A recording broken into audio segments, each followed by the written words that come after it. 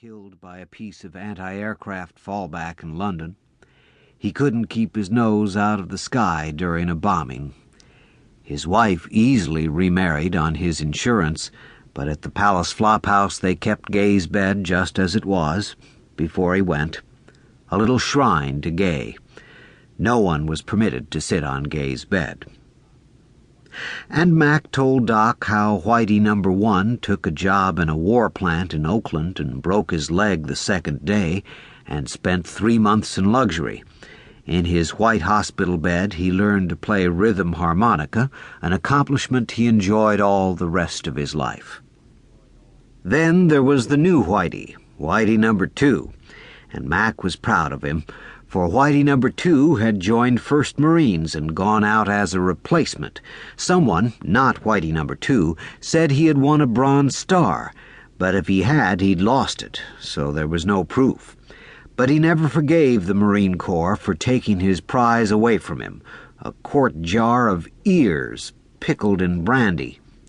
He'd wanted to put the jar on the shelf over his bed, a memento of his service to his country. Eddie had stayed on his job with Wide Ida at Café La Ida.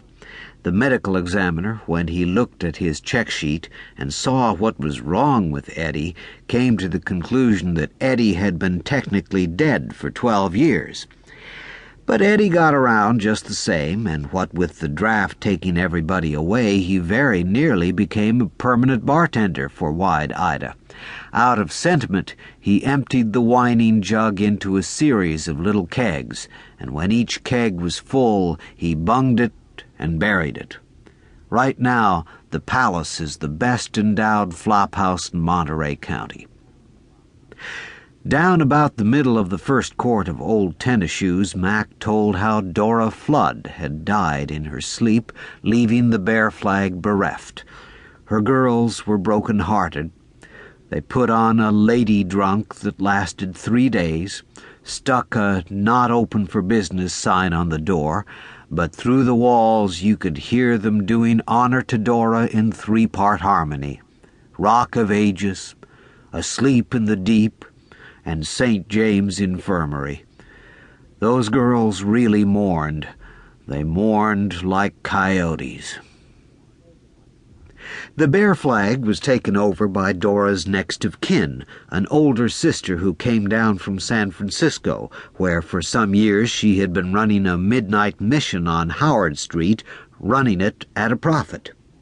She had been a silent partner all along and had dictated its unique practices and policies. For instance, Dora had wanted to name her place the Lone Star, because once in her youth she had spent a wonderful weekend in Fort Worth, but her sister insisted that it be called the Bear Flag, in honor of California. She said if you were hustling a state, you should do honor to that state. She didn't find her new profession very different from her old, and she thought of both as a public service. She read horoscopes and continued, after hours at least, to transform the Bear Flag into a kind of finishing school for girls. She was named Flora, but one time in the mission a gentleman bum finished his soup and said, "Flora, you seem more a Fauna type to me." "Say, I like that," she said. "Mind if I keep it?" And she did. She was Fauna ever afterward. Now all this was sad enough, but there was a greater sadness that Mac kept putting off. He didn't want to get to it, and so he told Doc about Henri the painter. Mac kind of blamed himself for Henri.